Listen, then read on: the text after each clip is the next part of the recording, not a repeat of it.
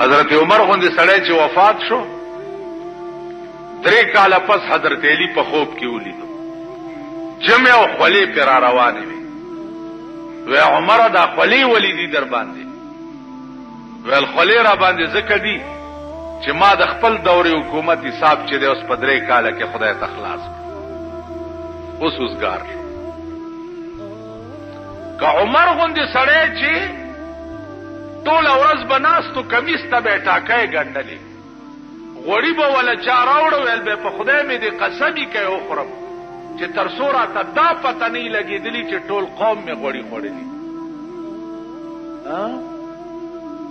دا غوندې سړي حساب په 3 کاله کې خلاصيږي عزیزانو چې زمونږ حساب په 100 کاله کې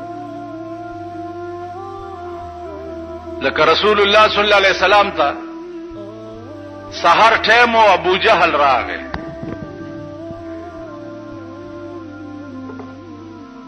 لاس کې کانی نیولې دي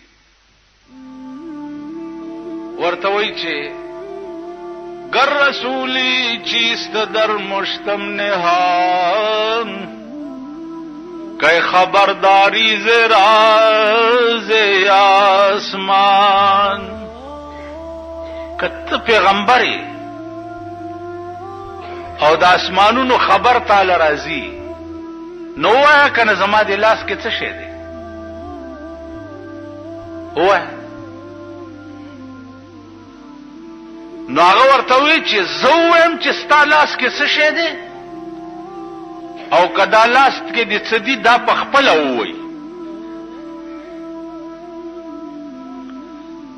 ابو جهل لعین ورته وی چې زما لاس کې څه دی دا په خپل نشي ویلې ته وای نو رسول الله صلی الله علیه وسلم داغه دی لاس ته په یو ګوته اشاره وکړه چې داسې اشاره ورته وکړه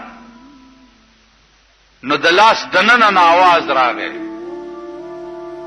چې لا اله گفت الا الله گفت گوهر احمد رسول الله صفت لا اله الا الله محمد رسول الله مونږ د رسول الله پلاس د ابو جهل پلاس کې کانی یو دمر یو ابو جهل هغه کانی پزما کرويشته ویلې پدیم جادو چلو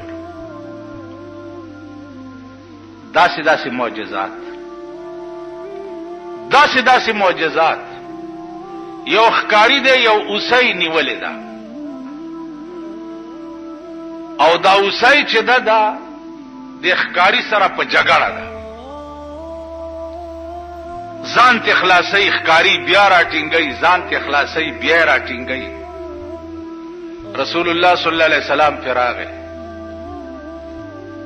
خکاری ته وی دا څه چل دی وی دا اوسای مې نیولې ده او بالکل ځان وجنی او ځان را نخلاصي اوسای نه تاسو کو چې ولی دمر او کش بکش کې اوسای ورته وی چې د دې غره شاته مې یو 2 بچی دي ځان ته دل اخلاصوم چې دومره مې پرېده چې غیله ته ورکم نو بیا راځم درته نو حضور علیہ السلام ورته فرمایل اخکاری ته چې دا اوسه داسي وای چې بچوله ته ورکوم نو بیا راځم ورته یا رسول الله دا بیا څنګه راشي پیغمبر علیہ السلام فرمایي چې زب ورته وی چې زب په ضمانت کې کینم در سره کدا اوسه رانه نو تاوان به زه درکم خدا پرېدا اوسه چې پرې خو حضور علیہ السلام د اوسه په ضمانت کې کېناست چې کېناست اوسه په منډه لاړه او بچو ته وی چې زر ته وروي د دواړو جانو سردار مې ستاسو په ضمانت کې کېنولې ا بچو ورته وی چې ستمونږ ستاته په مونږ حرام دی چې سو پورې ماغه د ضمانت نه اخلاص کړي مور مخ کې او بچي ورپسې مور چرال اخکاری تا حضور علیہ السلام ته وی چې یا رسول الله زه خورالم چې ته د ضمانت نه وځې او دا بچی می وای چې مونږ د په ناموس قربان یو مونږ هم د اخکاری شو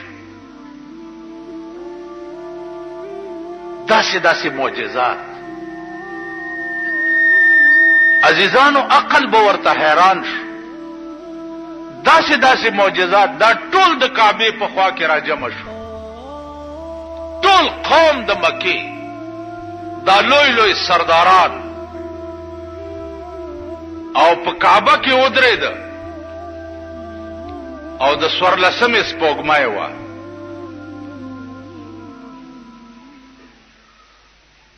او رسول الله صلی الله علیه وسلم ته وی چې وایا کنه ته چې پیغمبري او ته وای چې ما ته وحی راځي نو دا سپوږمۍ 2 ټوکړې کا.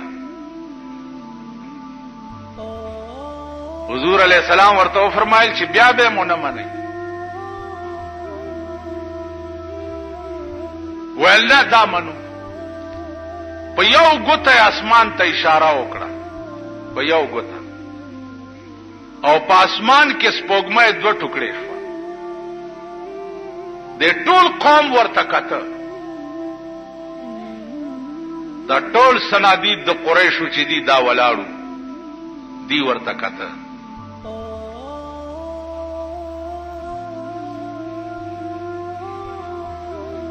علماء لیکي چې یوازې په اسمان کې 2 ټوکړې نشوه، بلکې هغه دواړه ټوکړې رااله. یو ټوکړه د حضور علیہ السلام په یو لستوڼي کې نه نوته او یو ټوکړه په بل لستوڼي کې، او په دې ګریوان کې یو ځای شو او بیا اسمان ته لاړه. دا منظر چې دی د ټولو سنادیدو د قریشو ولیدو، وی کته.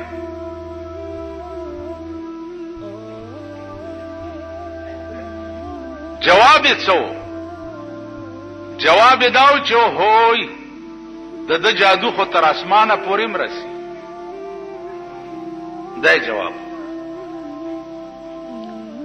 نو عرض میں داو چې دا څنګه خبره نه ده. علماء حقاو په هر زمانہ کې د حق خبره کړې ده او تر قیامت پورې به داسې خلق پیدا کیږي چې هغه به د حق کلمه وایي، چپ به نه پاتې کیږي. باقی خدای پوهیږي او قوم یې پوهیږي. رسول الله صلی الله علیه وسلم ته الله فرمایل چې ته ولې دومره غمجن کیږي د دې قوم په حال باندې؟ لعلک باخع نفسک، کې دې شي چې ته ځان هلاک کې د ډېر غم نه.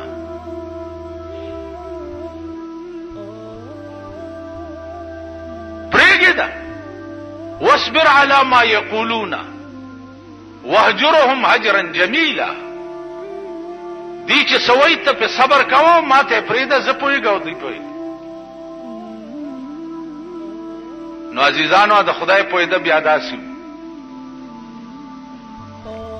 لکه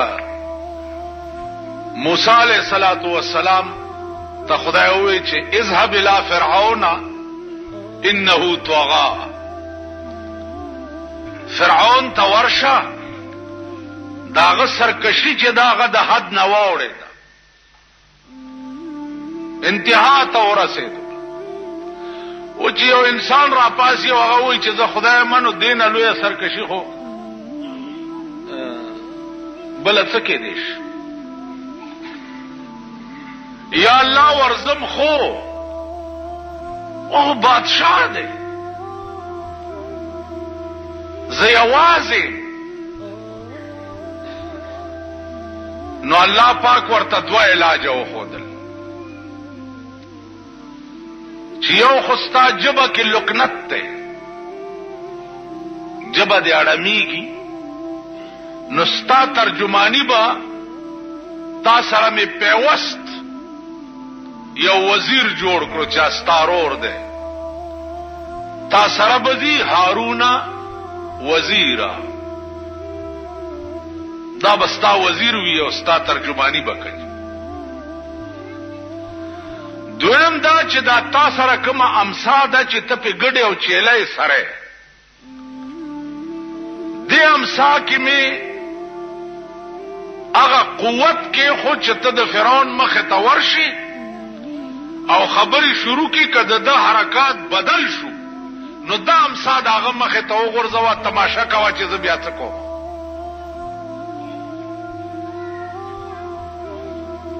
عزیزانو ګران کا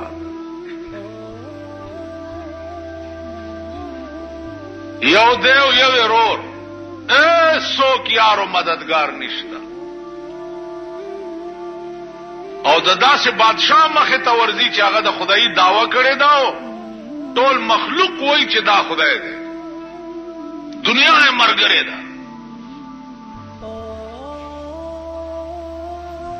دام زړه وکنه او دام جګراوه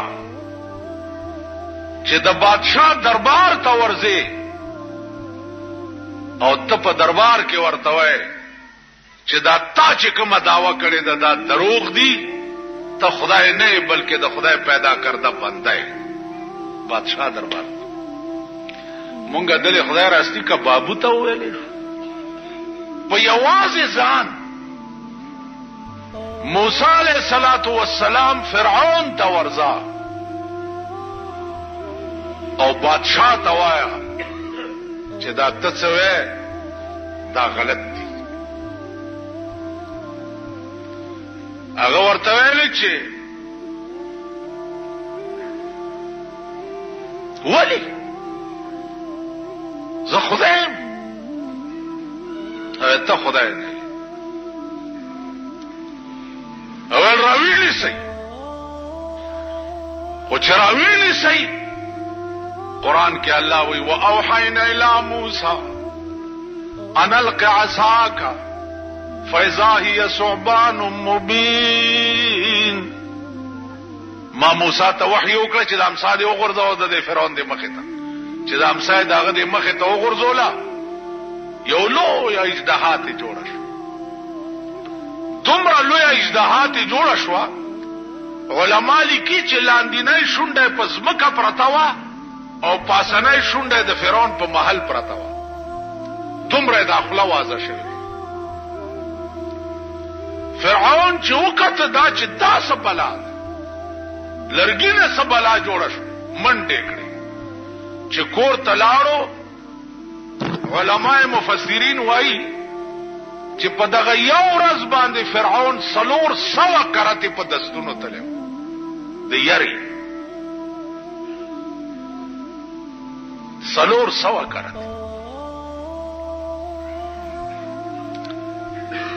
عزیزانو دې ته معجزه وي. بیا دغه لرګی دی چې موسی علیہ السلام ورته لاس کو نو بیا امسا شوه. الله ورته لا تخف یریګه ما لاس ورواچو خو چې لاس ورواچو لا بیا لرګی شو دغه امسا ور سره وه. فرعون ورپسې لښکرو چې رانیسئ موسی سره د مرګرو مخ کې او د فرعون فوج ورپسې چې د دریاب غاړې ته ورغه اریان ودرېدو چې خدای دې خوا دریاب دی او وروسته مې د فرعون فوج دی. الله ورته یریږه ما اضرب بعصاک البحر په دې امسا دې دا دریاب ووهه. امسا یې راواغسته او دریاب له په ټک ورکو. په دریاب کې 12 لارې ورته جوړې شو 12 لارې. موسی سره د قومه پکې ورګډي شو. د خدای د انتهایی مشفقانه انداز ته وګوره. دا لار ده او دا دیوال دی د اوبو. دا لار ده او دا دیوال دی د اوبو 12 لارې. په دې لار کې زه روانم نو زه دا خیال کومه چې دا خوانه لارې خلق چې دي دا به اوبو وړي. نو علامه ابن خلدون لیکي چې په دې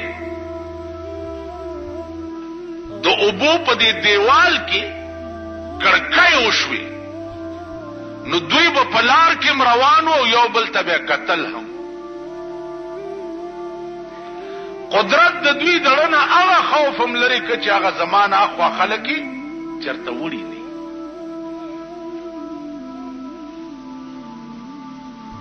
نو عرض می داو عزیزانو چې دا معجزه وه لکه موسی علیه السلام ته چې حکم د زکات راغی نو د تر زوی قارون قرآن کې راځي ان قارون کان من قوم موسی. نو قارون د موسی علیہ السلام د تر زوی او دومره مالدارو علما لیکي چې په 12 قچرو به داغه د خزانو کنجیانې بار کې دي.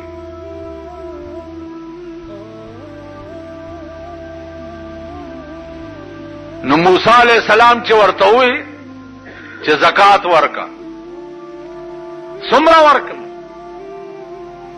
دومره هغه چې زکات راټول کو هغه څلوي ډیره جوړ شو چې ډیره جوړ شو ول دی باندې خو خدای راستی کا زماړو شي دومره مال خو زنه شم ورکو. موسی علیہ السلام ته وی چې ز پکې نه او خلق را جمع کو میټینګ یو کو چې تاسو څه خبر یې. موسی علیہ السلام د زکات حکم کړی دی ځان مالدار کوي او مونږ غریبان کوي. راځي چې صدا سي کار ورته پیدا کو چې بس خلق دې ټول منحرف شي او مونږ هم تخلاص څوک ویسے الزام پہ لگو سعید پہ لگو نو یو خزه راوستا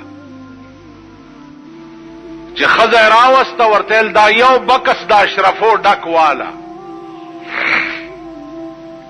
خو چې موسی علیہ السلام تقریر کړي او د خپ جذبه کې راشي نو تبر اپاسي او بوي چې ما اورید د خبره د بیګا ما سره نعوذ بالله بدفعلی کړي بدا بکس والا او په مجلس کې به په موسی علیہ السلام دا الزام ولګي. هغه ول ډېر خط بکس واغستو د موسی علیہ السلام بیان چو هغه تا ورله چې ورله پکې کې ناستا چې موسی علیہ السلام په خپل عروج کې راغی نو دا را پاسې ده چې را پاسې ده په دې نیت چې زه په الزام ولګوم. اوس د الله دې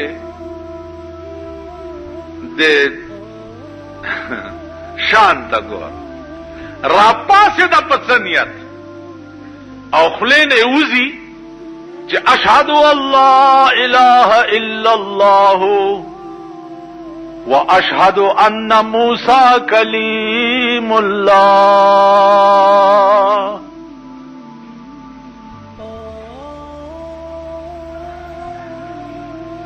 اے قوم واوری اشهد الله اله الا الله واشهد ان موسی کلیم الله.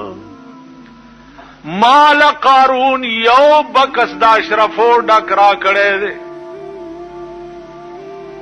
او ټول قوم سره میټینګ کړي وعده کړي و چې تب په موسی علیہ السلام دا الزام لګي. زما دې د موسی په خدای قسم وی چې په دې نیت را پاسې دم چې په الزام لګوم. مال قارون یو بکس دا اشرفو ډک را کړی دی او ټول قوم سره میټینګ کړي وعده کړي و چې تب په موسی علیہ السلام دا الزام لګي. زما دې د موسی په خدای قسم وی چې په دې نیت را پاسې دم چې په الزام لګوم پویم نشم او ایمان میں فراؤ. اللہ اکبر. موسی علیہ السلام وړر لوی جلالی شاه ډېر خپش اسمان ته وکړ. الله ورته دغه وخت کې جبريل راولېږلو ورته وی چې د ځمکې واګې ستا په لاس کې دي چې هر څه ورسره کې. موسی علیہ السلام ځمکې ته وی چې یا ارض خذي وینیسا، بس ځمکې تر دې ګیټو ګیټو لاندې را قوم ولاړ دی او تماشا کوي. قرآن کې راځي کنه وَإِذْ نَجَّيْنَاكُمْ مِنْ آلِ فِرْعَوْنَ يَسُومُونَكُمْ سُوءَ الْعَذَابِ يُذَبِّحُونَ أَبْنَاءَكُمْ وَيَسْتَحْيُونَ نِسَاءَكُمْ وَفِي ذَلِكُمْ بَلَاءٌ مِّن رَّبِّكُمْ عَظِيمٌ وَإِذْ فَرَقْنَا بِكُمُ الْبَحْرَ فَأَنجَيْنَاكُمْ وَأَغْرَقْنَا آلَ فِرْعَوْنَ وَأَنْتُمْ تَنظُرُونَ. هغه ورځ یاد کړئ چې دریاب مې درته سیری کړ، تاسو مې بچ کړئ او فرعون مې سره د قومه پکې غرق کړ او وانتم تنظرون، تاسو ورته کته. تاسو د دریاب په غاړه ولاړ وئ او کتم چې دریاب فرعون رونیو او موسی علیہ السلام ته आवाज وکړو چې زه مسلمانېږم استا خدای منم که بچ مې کې. هغه ورته الان قد ندمت ولا ينفع الندم، اوس چې غیر شوي اوس یې سم نه کی. 400 کال وشو چې ستا اصلاح نه کېده، 400 کال اوس یې سم نه کی. نو دا قوم ولاړ دی او تماشا کوي چې قارون ځمکې راخ کو، بیا یې ورته وی خوځي تر دې ګوډو ګوډو یې راخ، بیا یې ورته وی خوځي تر دې ملا د مرای مرای پورې راخ، چې تر مرای لاندې لاړو ورته لو موسی دولت د پاره دې مړ کړم چې مال می تا ته پاتې شي. هغه ویل نه، ورشي د ټولې خزانه راوړي.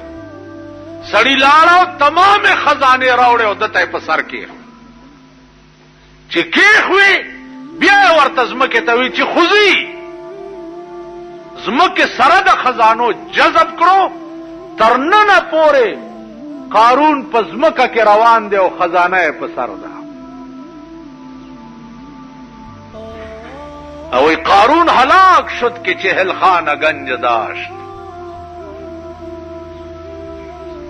هغه خزانه او کوی چې ور سره ډکو لاړو نیست و نابود شو، سره د مال تباہ و برباد شو. نن د پاکستان خلق د بلقیس مثال ورکي چې بلقیس د سليمان عليه السلام په زمانہ کې خزوا او باچا شوی و. نو لا محاله خزا باچا جوړې دیش. تمره دروغ نن د دنیا د لالچ د پاره ته د سليمان باندې دروغ وای.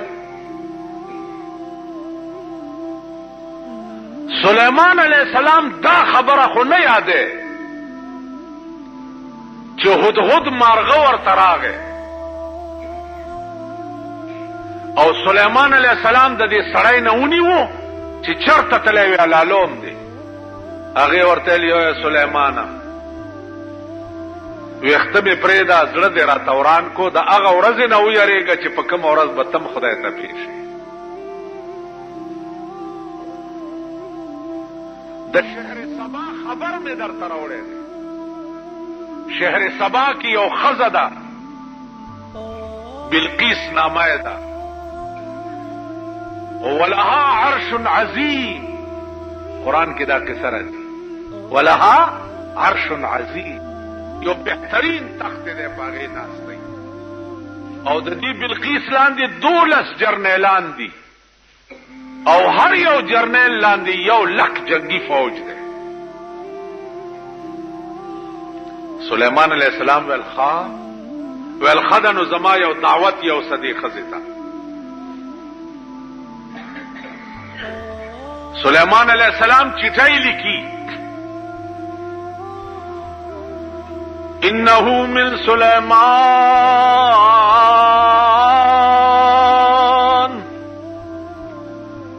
بسم الله الرحمن الرحيم الله تعالوا علی واتونی مسلمین. وګوره د سليمان دا خبره خو نه یاده، د بلقیس دا خبره خو نه یاده چې سليمان اول دعوت بلقیس ته د څه شي ورکړو. اول انه من سليمان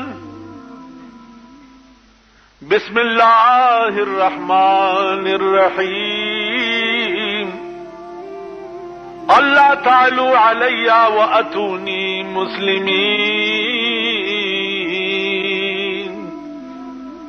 انه من سليمان یعنی از طرف سليمان. بسم الله الرحمن الرحیم شروع کوم په نامه د خدای چې بخون کې او مهربان. او بلقیس په خپل زور بناز نه کوي، په جنگي جرنیلانو او فوجیانو بناز نه کوي. زه حکم در کوم چې راشه او مسلمان شه، حکم در کوم. د هدهد مارغه په غاړه کې دا چټای واچوله او هغه په هوا یوړه. کم خلق چې د خدای شي اغي ته بیا د ډاکخانو د چټي رسان ضرورت نه، مارغان د اغي بیا پوسمېنی کوي. حیران شو. جرنیلان راغوخته چې دا چټای راغله د سليمان عليه السلام نه، څه چلو کو؟ جرنیلان ورته جنگ کو ورسره، سچ د جرنیل طبيعت جنگ کو. هغه ورته نه جنگ نه توفه ورلیگو که صرف ملایو په توفه به چپشي، که ملای چپشي، که پیغمبرینو بغیر د اسلام نه په بل شي ناراضي کیږي. توفه چې ورلا سليمان عليه السلام واپس کړه. ما چې سویلی هغه بکای واتونی مسلمین، راضی به مسلمانیږي به. نو بلقیس خپل را روانه شو. سليمان عليه السلام ورته دائیں بائیں پیریان او دیوانو درولی یو اعلی عظیم الشان استقبال ولو او په تخت ځای ولا پریخو کیناست. چې کیناستا اوس قران وای چې دی بلقیس سوې دی وای قالت رب انی ظلمت نفسي واسلمت مع سليمان لله رب العالمين. خدایا ما دومره موده چې د نور عبادت کړو نو ما په ځان ظلم کړو. واسلمت مع سليمان لله رب العالمين. اوس می په سليمان عليه السلام اسلام راوړو، ایمان می په راوړو، خو خدای پاک وایي چې ور سره دام وایي چې د یری نه دا نه چې ز سليمان نه یری دم زم بادشاہ ما د اسلام می ولې راوړو لله رب العالمین، خاص د خدای لپاره. سليمان عليه السلام دا په نکاح بیا واغستا. اوس دا چرته ثابت نه ده چې د سليمان عليه السلام نه رستو بلقیس چې دا بیا بادشاہ شوی و، دا چرته نشته. یو سړی بل سړی نه 200 روپے قرض وغوښتي،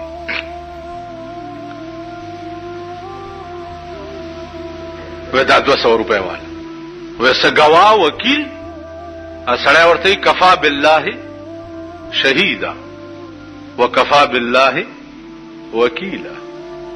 خدای نه لوی گواه، خدای نه لوی شاهد بل څوک دی. زه کله به راوړې پلانې ورځ باندې، پلانې ورځ چې شوا چې بار راوته سورلی نشته چرته قافله چې پر اسور شي او د 200 روپے راورسه. خدای وعده خلاف کېږم داسې یو لرګي راغوس کو د ونه نه او داغه د منځي خالی کو او پکې 200 روپے ورواچولې.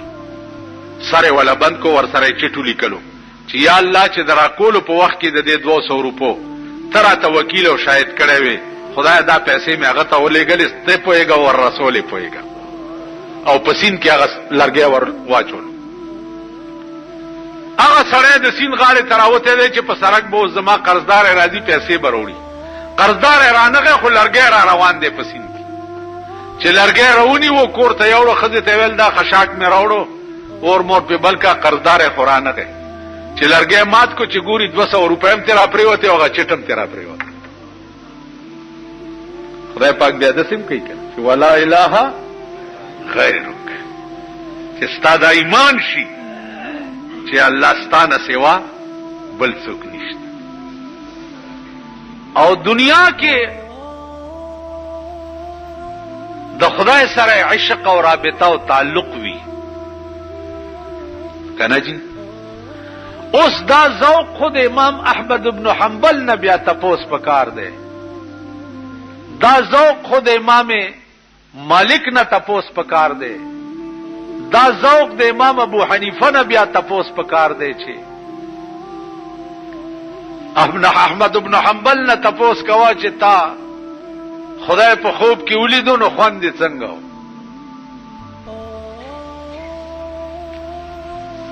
چې خوب کې ولیدو نو ورته وی چې یا الله عاشق خو يم در باندې خوند ډېرو کو خو په دې مې پوي کا چې اوس مستار رضا په کار ده چې ته خوشاليږي پڅ نو الله ورته وی چې زه خوشاليږم به تلاوت القرآن قرآن ډېر لولا زه په دې ډېر خوشاليږم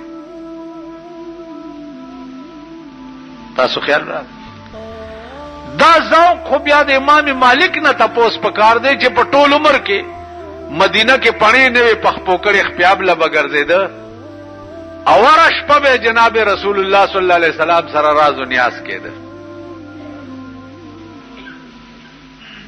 تاسو خیال را بلکې په دې عشاقو کې داسې خلق تیر شوي دي چې پاغه کې یو مولانا قاسم نانوتوی رحمت الله علیه د شیعو یو ډله ورتراله هغه ورته وی چې مونږه مسلمانېګو خو کوم ته خوب کې رسول الله صلی الله علیه وسلم زیارت وشو مولانا قاسم نانوتوی ورته ویل چې نه خوب کې نه په ویخه درته کو په ویخه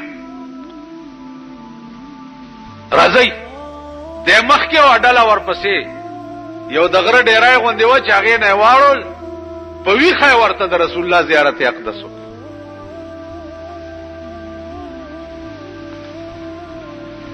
رحمان بابا په خپل یو شعر کې اشاره کړې ده چې زلیخی یوسف لیدل او په خوب کې زلیخی یوسف لیدل او په خوب کې ما په ویخه دې لیدل په خواب نه دی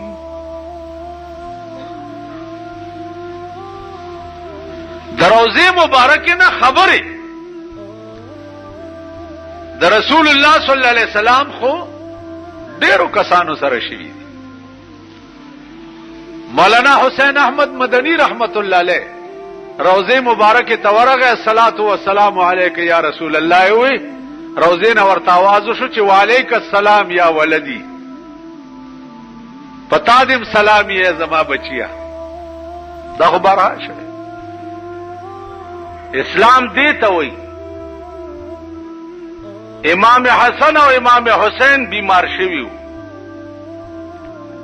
نو حضرت علی او بی بی فاطمه نظر ومنلو په خوا علاجونه نو نظر ومنلو چې یا الله کدا دواړه ماشومان دې جوړ کړه نو په مونږ دې نظرې چې مونږ بدرې روزي نیسو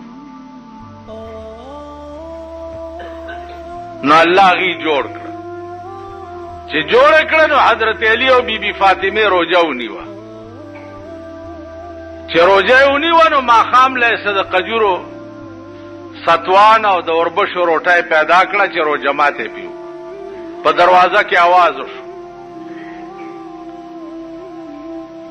چې عزیزانو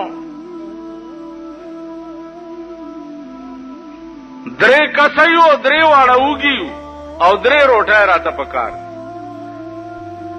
حضرت علی بی بی فاطمه ته وکته چې دا زمونږ نه زیات وږي ښکاري. درې واړه روټۍ اوچتې کړې او هغې ته یې وړ. روژه ټوله ورځ دوی نیولې وه او روټۍ هغوی له ورکړه. نو ورځ هم نهاره وه شپه هم نهاره شوه سبا یې بیا روژه ونیوه ځکه چې درې روژې به دي.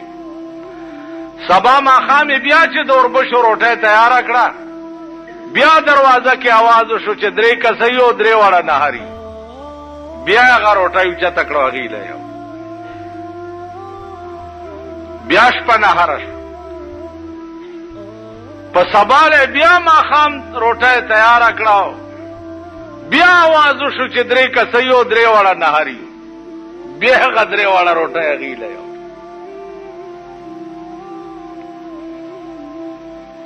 درې شپې او درې ورځې روژې مو نیوې او په نهاره یې ونیوې چې دا زمونږ نه زیات مستحق دي. قرآن راغی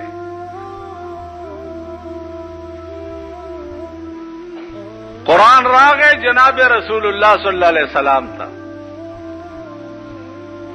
چې یوفون بالنذر ويخافون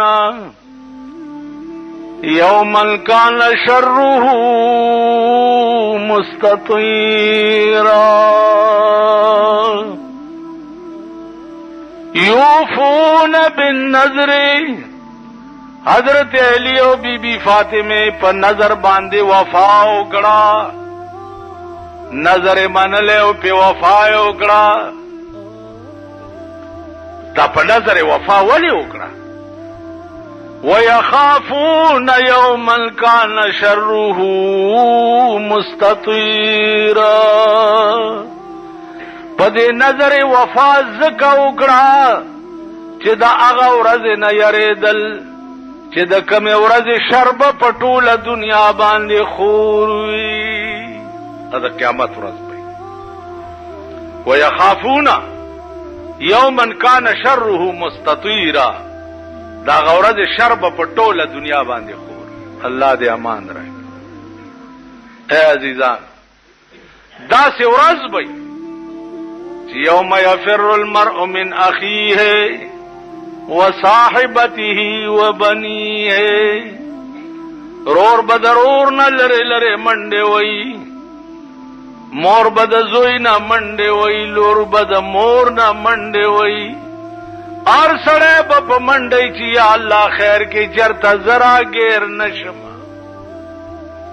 وَيَخَافُونَ يَوْمًا كَانَ شَرُّهُ مُسْتَطِيرًا. دا غورز نه یرید چې د کومې ورځې شر به په ټوله دنیا باندې خور وي. اوس دا کار حضرت علی او بی بی فاطمه ولې وکړ؟ اسړو ته وایي انما نطعمكم لوجه الله لا نريد منكم جزاء ولا شكورا. انما نطعمكم لوجه الله. او غریبانو مسکینانو دا روټایم ګوره چې مونږ درکړه نو خالص خدای د پارم درکړه.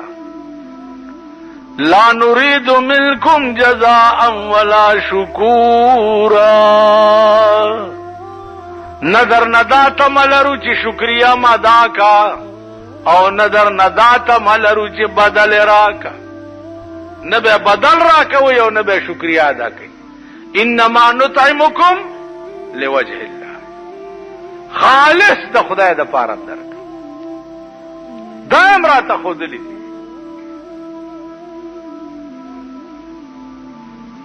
چې تا سره یو شی راغی او فالتو دی نو مونږ هو چې شی فالتو یې چاله ورکو د حضور عادت مبارک داو یو لنګ ولا چاروړو لنګ شلیدلو چې د وټړلو یو صحابي راغی و یا رسول الله دا لنګ ما تراک اغلاړو بیا زور لنګ وټړلو نه وی اغلاور صحابه ورته په غوسه شو چې د خدای بنده دا دی ولې تی واغستو دا غلنګ شلیدلو اصحابي ورته وی چې په خدای مې دې قسم وی چې ما دا لنګ دې د پاره نه راغسته چې زدا او تړم او یا واغوندم دا د پیغمبر بدن پورې ولګېدو دا بکیدم چې کله زمرشم چې دا زما کفن شي دې د پاره نه کومه کپڑا چې د پیغمبر بدن پورې لګېدلی وي او هغه کپڑا زما کفن شي نو مال به عذاب راځي څنګه د انسان په زندګۍ کې یو کار داسې نشته چې هغه د اسلامي دفعاتو نه بار دی مثلا اوبس کې نوببا بدرې ساګانوس کې اوس درې ساګانو اوبوس کلو کې فلسفه څه ده کدین خبر شي حیران بشي یو بل مزیدار خبره تاسو ته عرض کوم سړی ته انګه ورشي انګه تاسو ورته څه وایي پرنجه ورشي یا انترشه ورشي مسله دا ده چې چا انترشه واچولو نو هغه به وایي چې الحمدلله او هغه اوریدونکي به وایي چې يرحمک الله موجوده د جرمني ساينسدانو په دې ریسرچ کړی دی چې دا سړی چې انترشه واچي په اسلام کې د الحمدلله ولي وایي دې کې څه راز دی نو د زړه ماهرانو په دې ریسرچ کړی دی چې دا زړه چې دی دا ستړی شي چې ستړی شي نو د ودرېدو ته آماده شي نو زړه چې ودرېږي نو بیا خو سړی مړ کېږي نو د هغې دپاره انګی ورشي چې انګی ورشي نو هغه انګي سره بیا زړه حرکت وکړي او روان شي نو دی الحمدلله وایي چې خدای شکر دی چې زما اړه دې د ودرېدو نه بچ کړو نو اورېدونکی به وایي چې الله دې په تا رحم وکړي چې تا خدای پاک د اړه د ودرېدو نه بچ کړو یعنی انګې قدر څه دی چې په هغې کې هم د اسلام دومره لویه فلسفه ده اوس دا اودس وګورئ سړی اودس کوي په اودس کې خپې وینځي لاسونه وینځي مخ وینځي په دې کې څه فلسفه ده خو سړی د خوله کنګال کړي او بس په مانځه دې ودرېږي علما لیکي چې په دې کې فلسفه دا ده چې د یو مانځه نه تر بل مانځه پورې د په دې لاسونو څومره ګناه کړي او د مانځله د اودس کوي نو د اودس اوبو سره هغه ګناه د دې لاسونو نه اورجي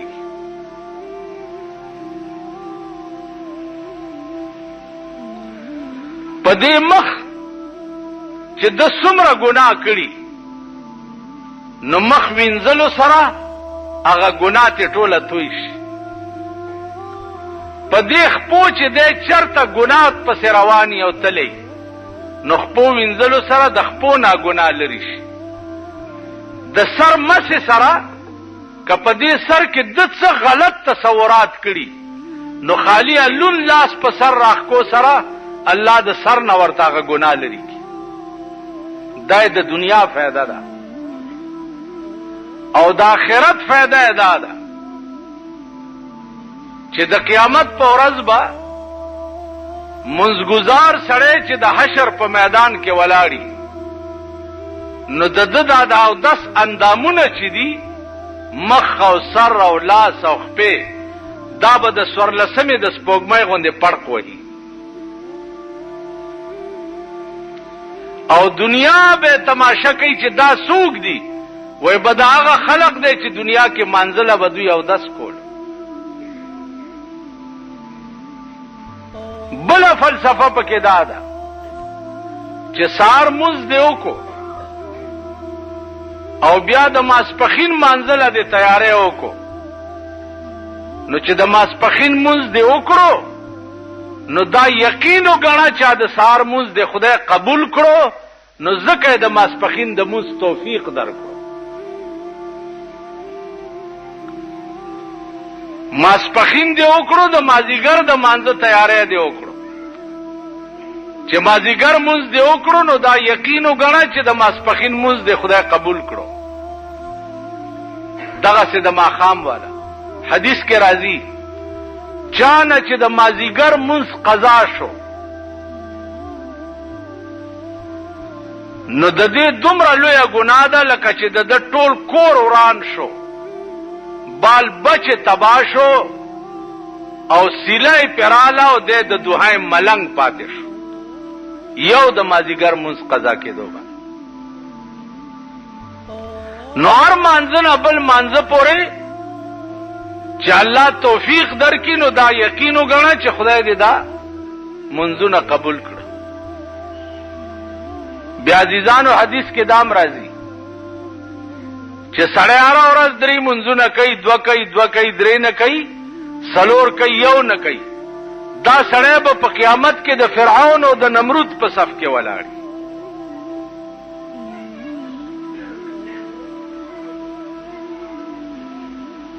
نو د اسلام په هر شي کې یو خاص راز دی نن مسلمان قوم دا ټول شعائر د اسلام چې دی هغه خپل لاندې پایمال کړي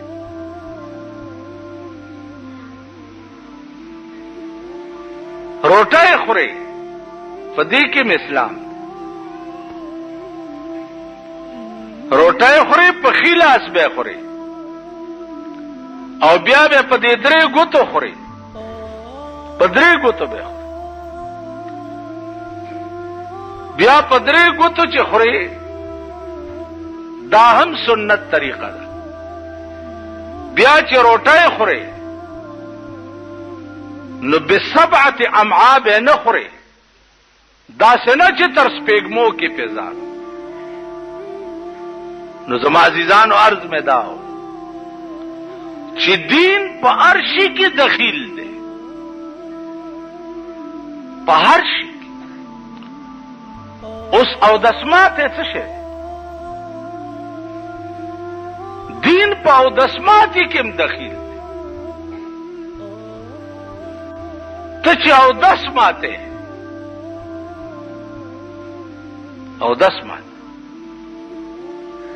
دې کې هم دین تاسو وایي او داس چې ماته وایي څه کوئ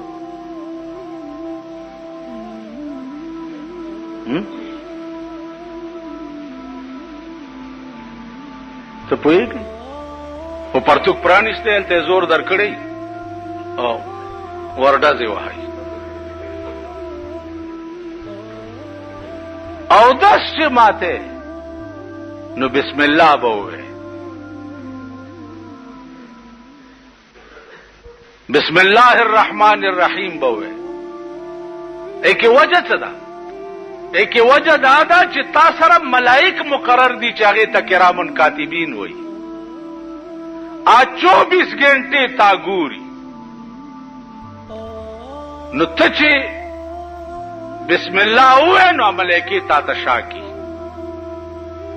او ته ځان بربند کي او چې بسم الله نه او پرتوک پرانی دی او ځان بربند کې نو خپل ملائکې در باندې لعنت وای او ستا په عمل نامه کې ولیکلې تاسو وای په ایمان چرته بسم الله ویل غلو ته چکه نه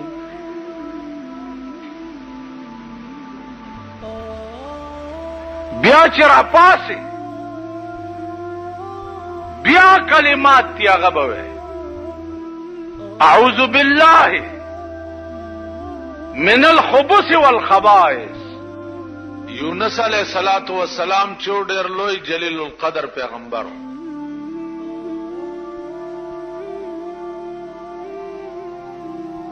داغه قوم باندې چې څه وخت کې الله اراده وکړه د عذاب راتلو،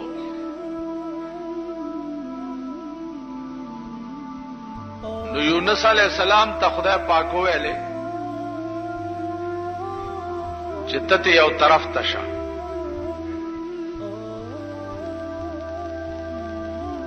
د قوم د پاره ما فیصله د عذاب وکړه، دوی باندې عذاب راځي او ته یو طرف ته شه. نو یونس علیہ الصلوۃ والسلام چې هغه تینا غرونو ته لاړو،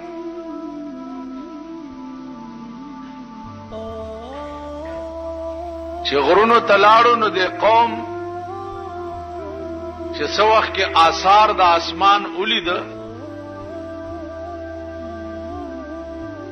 نو پوه شو چې دا د یونس علیہ السلام خبره چې و دا خو رښتیا وه او والله چې عذاب را روان دی. نو ټول قوم را ټول شو او د کلی نه بار یو ډاګه ته وته او ټول خدای ته سر بسجود شو چې یا الله مونږ ستاسو پیغمبر نافرمانی کړې ده، خدای معافي غواړو، مونږ معاف کا. اراغله عذاب ته نه واپس لاړو.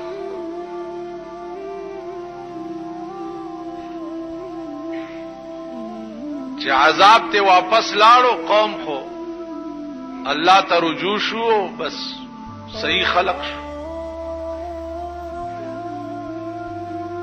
یونس علیہ السلام چې څو وخت کې راغی هغه دا خیال کړو چې بس قوم د قوم به تباه شوي.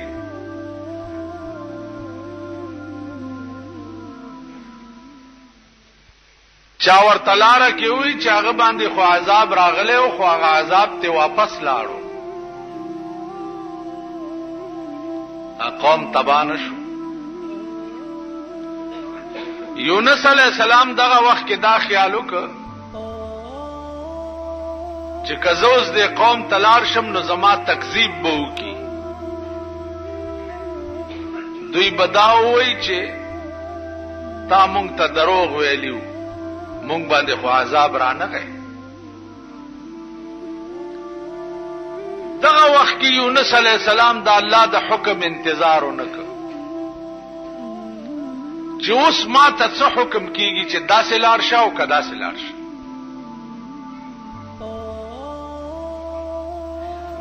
نو د روان شو مخ په دریاب باندې او خیال وکړ چې د دې دریاب ناغه غاړه بلار شم او ولته به وخت تیرو.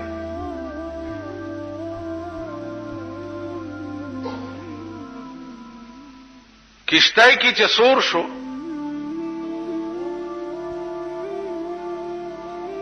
کشتای روانه شو چې د دریاب منځ ته ورسېده نو کشتای ونخته.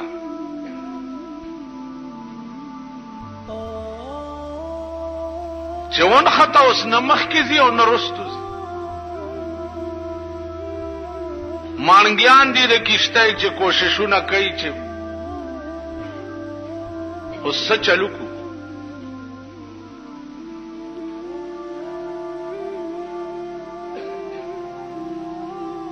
आवाज وشو چې په دې کشتای کې د مالک نه څوک باغیرا تختیدلې ده. نو دا کشتای به ترغه نه روانيږي چې ترسو پورې هغه باغی تاسو دې سین ته نه غورځولې.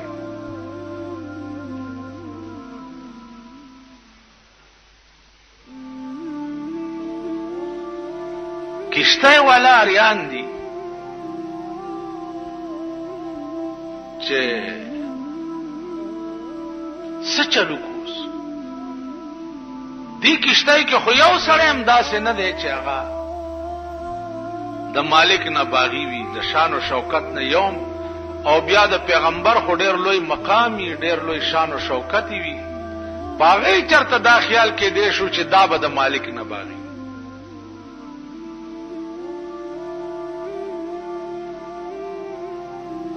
یو تا ګوري، بل تا ګوري، بل تا ګوري.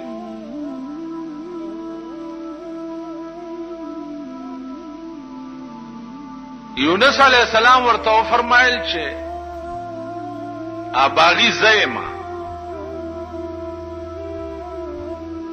ما وغورځوي د دریاب تنو الا بدا کشته روانيږي کینی نه رواني.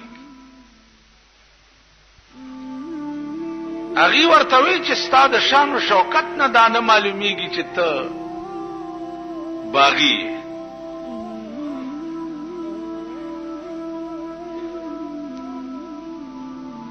یونس علیہ السلام ورته فرمایل چې خدای قسم کا زم نیم لړا کړي چې ترغه پوره دا کشته روانه نشي. ډېر وخت پکې تیر شو.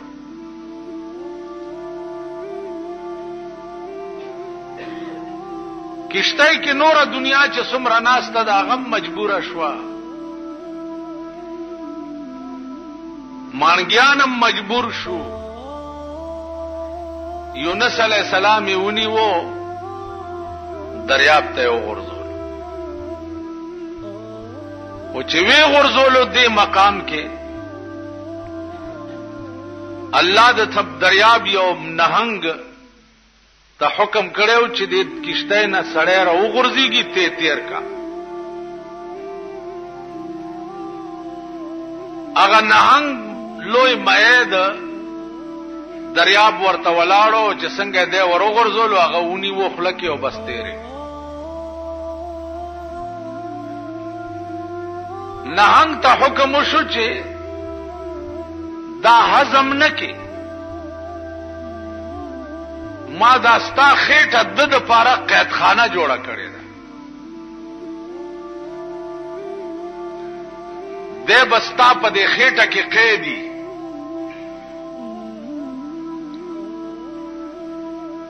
تاسو خیال راغی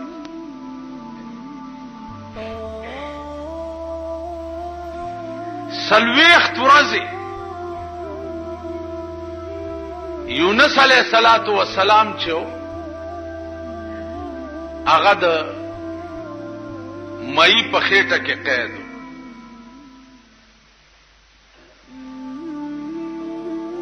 دا وخت کې الله ته التجا وکړه چې بار الہ دې زنه د وتو صورت بچي اوزم بچنګا.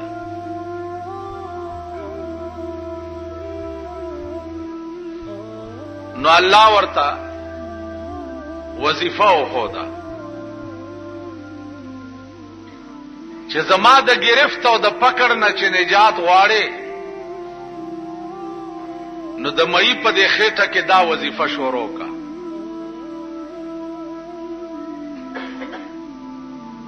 چې لا اله الا انت سبحانك انی کنت من الظالمین. لا اله الا انت، اے خدا بل څوک نشته مگرم ته. سبحانك پاکی دا تعالی را، انی کنت من الظالمین، خدای ما په ځان زیاته کړې دي چې ما ستاد یو حکم انتظار نه دی کړی. عزیزانو سلويخت ورځې یونس علیہ السلام د مئی په خېټه کې دا وظیفه کوله. یونس علیہ السلام پیغمبر دی، صرف قوم تلانړو او په دریاب روان شو او د الله د حکم انتظار یې ونکړ. نو الله د کشتۍ نه مئی لاندې وغورځولو، مئی تیر کړو او سلويخت ورځې خدای د مئی په خېټه کې قید کړو. وی چې دې خېټه کې به ته قیدې، تا زما د حکم انتظار ولې ونه کړ؟ ولې؟ نو د کب په خېټه کې په دریاب کې 40 ورځې یونس علیه السلام غوندې پیغمبر قید کړو. زمونږ ټول عمر د خدای د حکم دین انتظار خو څه کوي؟ باغیان یو چې مونږ به څومره کروڑونه اربونه کاله په جهنم کې قید یو. نو وظیفه ورته خدای د مئی په خېټه کې وښوده چې په تیارو کې خو پروت دی، وظیفه وکړه چې نجات درته وشي. لا اله الا انت سبحانک، خدای تا نه بغیر بل څوک نشته، ته پاکه. انی کنت من الظالمین، خدای ما په ځان زیاته کړي چې ستا د حکم انتظار مې نه دی کړی، معافي غواړم. نو 40 ورځې پس مئی ته حکم وشو چې ورشه اوسې د دریاب په غاړه الټی کا. نو راوړو د دریاب په غاړه الټی کو، او د کدو بوټي ته حکم وشو چې ورشه د کب په خېټه کې بدن کچا شوی دی، ته په ورشه بوټي سورې جوړ کا چې دا بدن مچان لیکيني. یونس غوندې سړي سره دا چل شو، مونږ سره بس